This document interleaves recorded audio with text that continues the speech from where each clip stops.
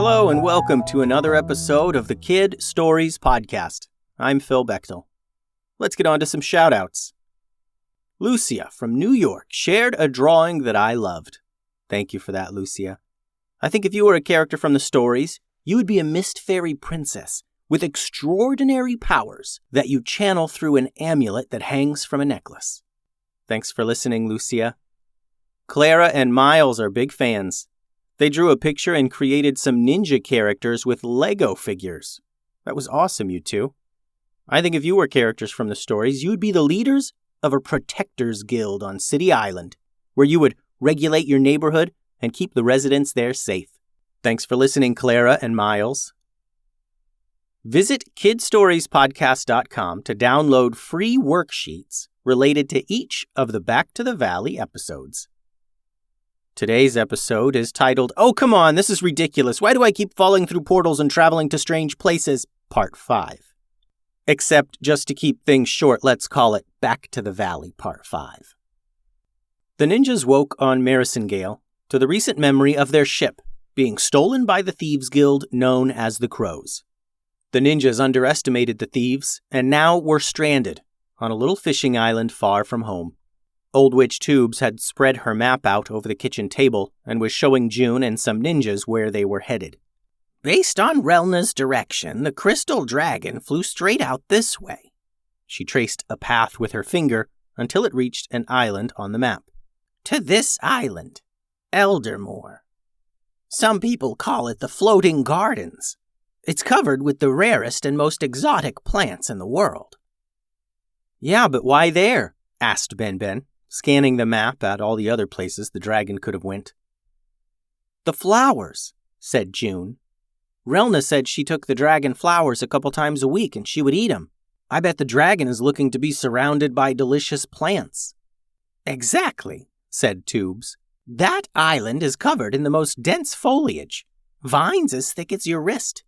Trees stretching up to the clouds. Some of the most magical plants in the world grow there. It is, without comparison, the most incredible collection of vegetation ever. Sounds awesome, said June. Now we just need to find a way to get there. A silence fell over the table then, as the group had not really figured that out yet. They could maybe buy a new boat, but in order to do so, they would need to sell everything. All their gear, their horses, all the potions and things they brought, and they were not too keen to do that.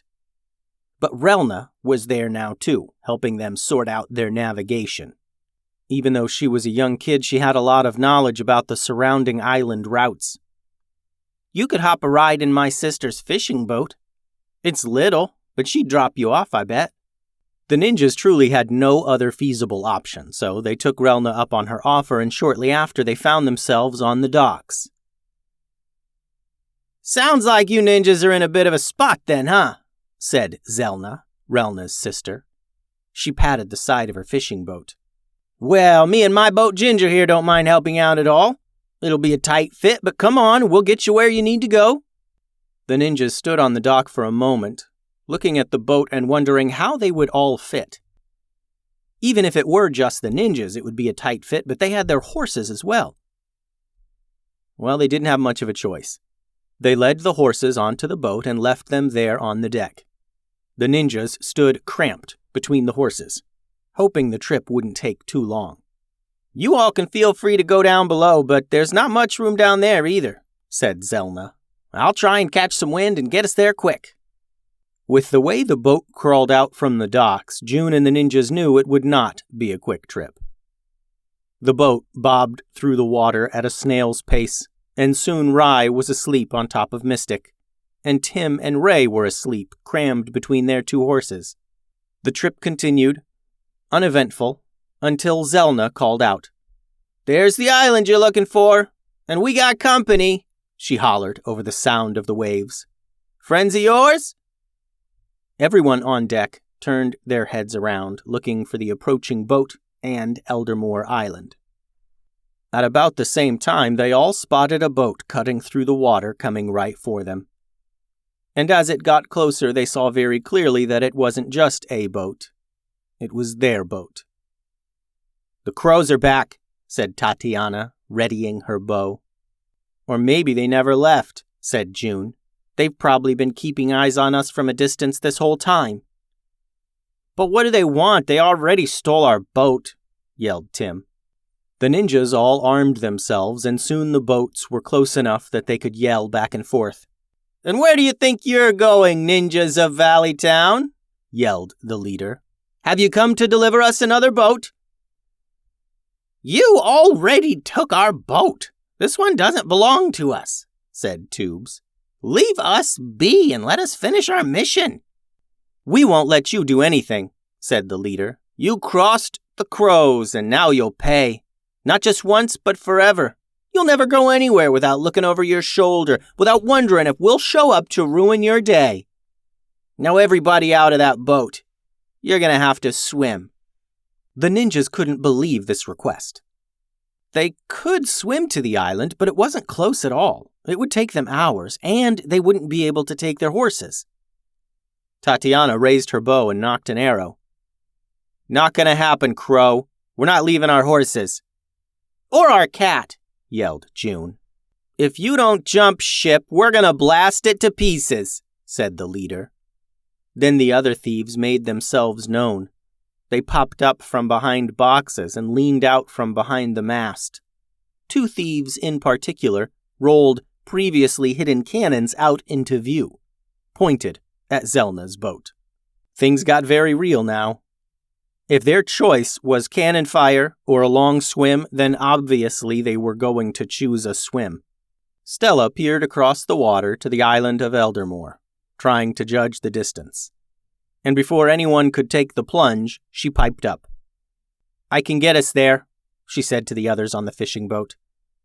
Are you sure, Stella? It's so far away, and there are so many of us, said Tubes. I've been training for this. I can do it, she said.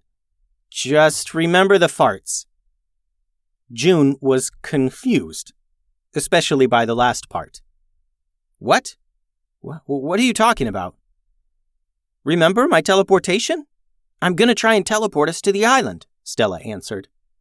Okay, but what about, did you say something about farts? Asked June. From across the water, the crow's leader barked again. Time's up, ninjas. Get wet or we light the cannons. No time to explain, said Stella.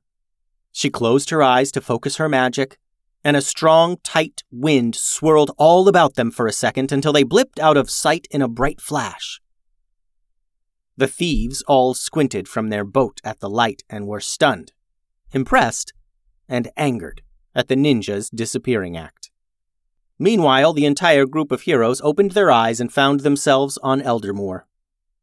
Before anyone could act, though, every person, horse, and cat let out a considerable fart. It was like a chorus of toots, and never before had so many people and animals all farted at exactly the same time in the same place. June, the only one who didn't know why that just happened, shouted out, What was all that about? Did we just all fart? And then the smell around them made it very clear that that was exactly what happened. The ninjas, Tubes, and June all took many steps away from the horses, since their farts were particularly offensive. Oh, Mystic, that is so awful, said June, covering her nose and wondering how something so stinky had come from something so beloved. Yeah, that's what I was starting to tell you, about the farts, began Stella.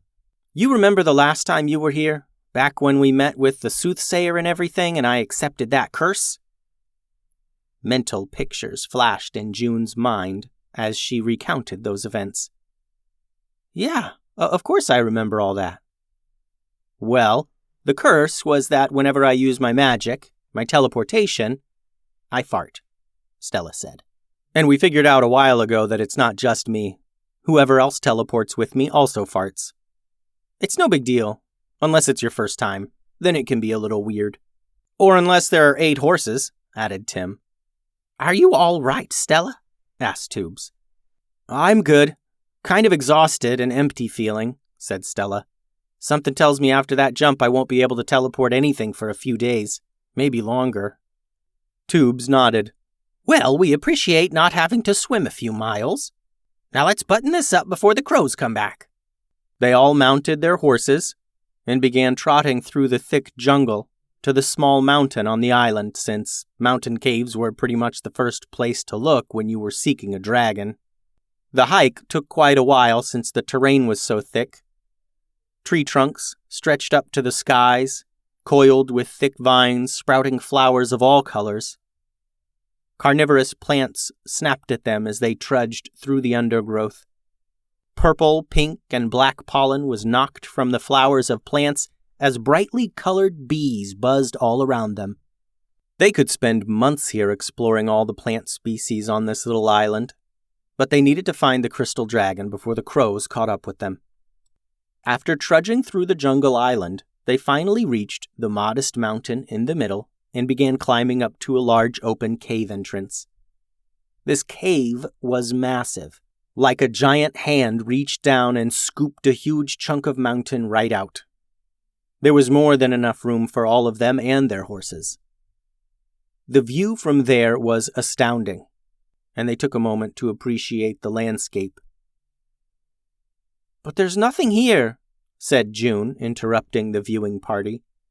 She looked to the back of the cave and scanned the ground for clues the way she saw the ninjas do. There's dragon tracks and everything, but the cave is empty.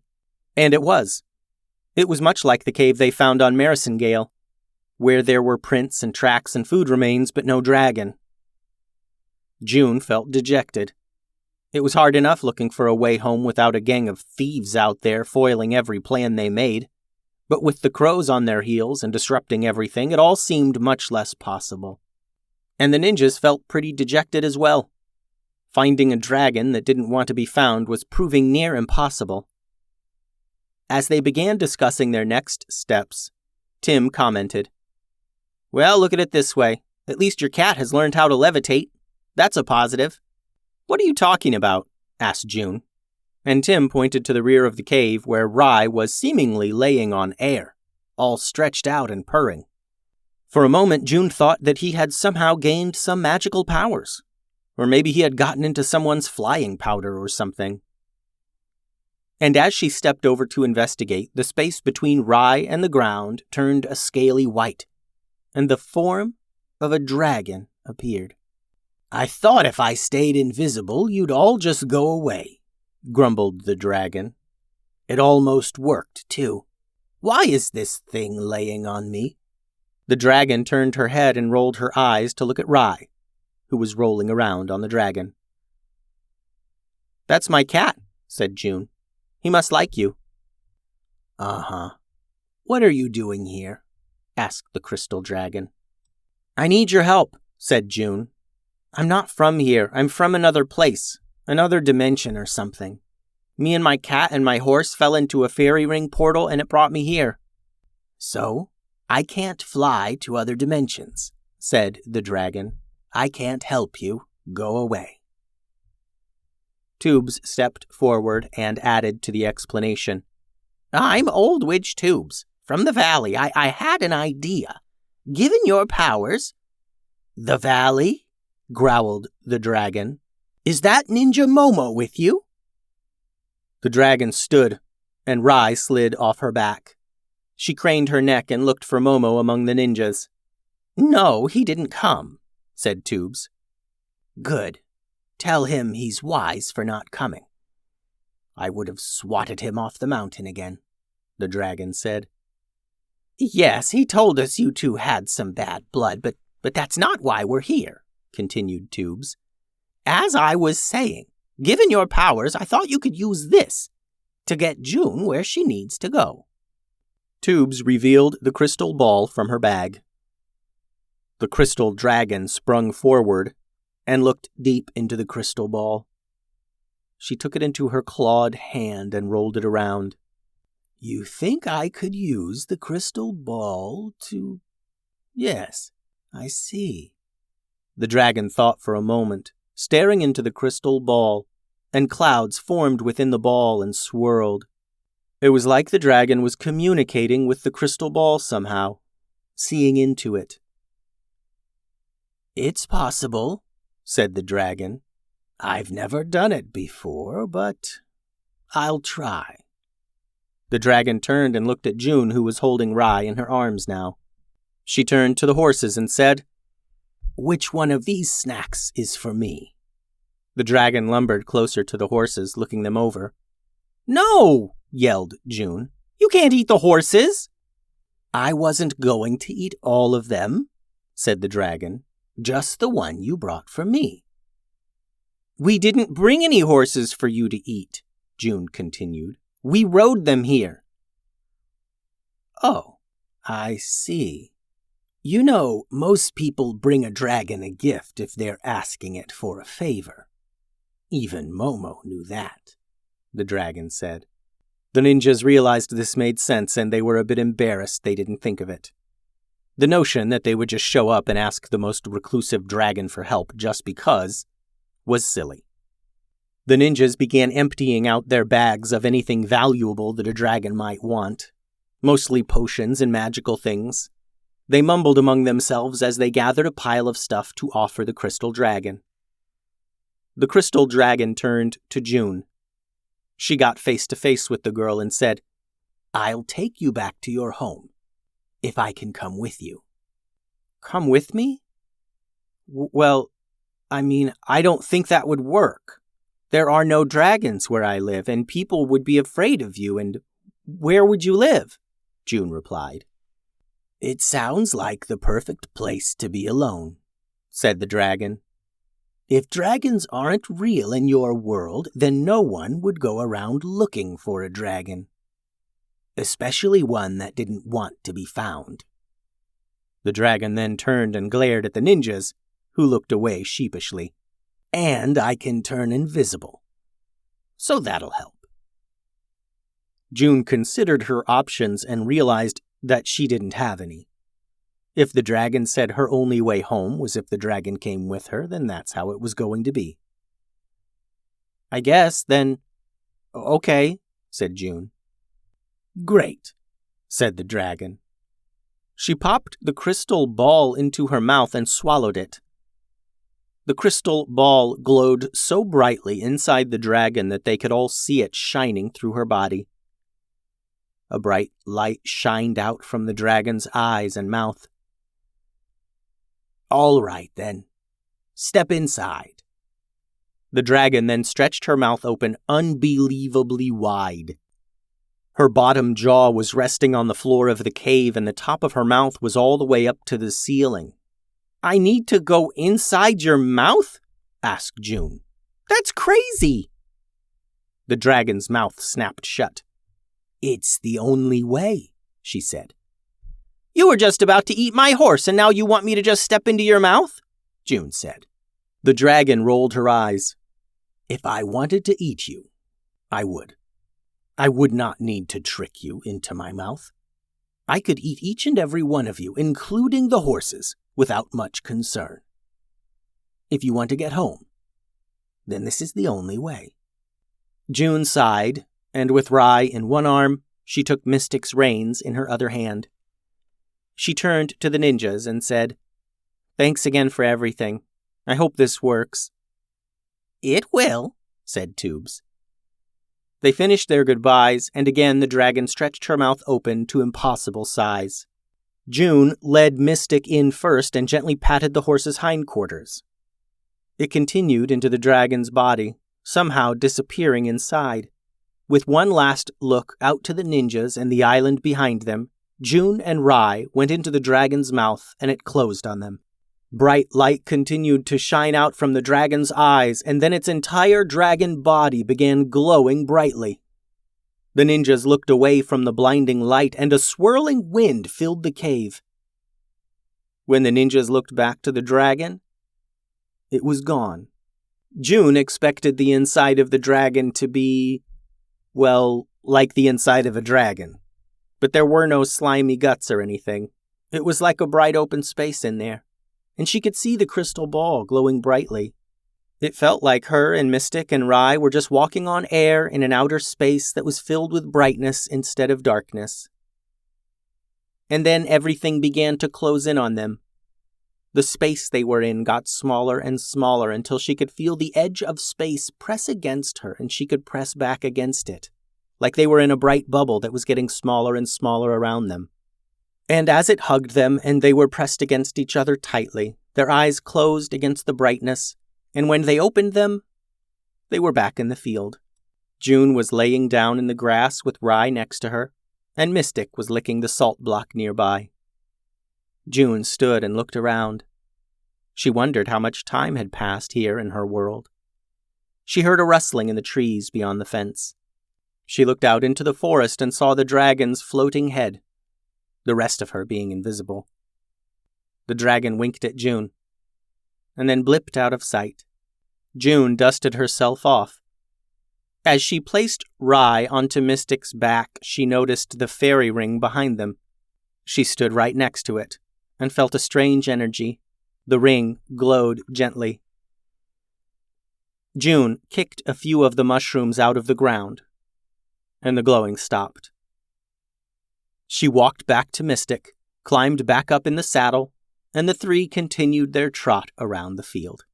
Meanwhile, the ninjas walked around in the cave, still kind of amazed that they had just watched a dragon eat a horse, a girl, and a cat and then disappear to another dimension. "That was wild," said Boulise. "Yes, I've seen some stuff, and even I think that was nuts," said Tubes. "Now, let's go deal with these crows." The end. Thanks for listening, friends. Be sure to visit kidstoriespodcast.com to download free worksheets related to the Back to the Valley series. And send all your drawings and things to kidstoriespodcast@gmail.com. Adios.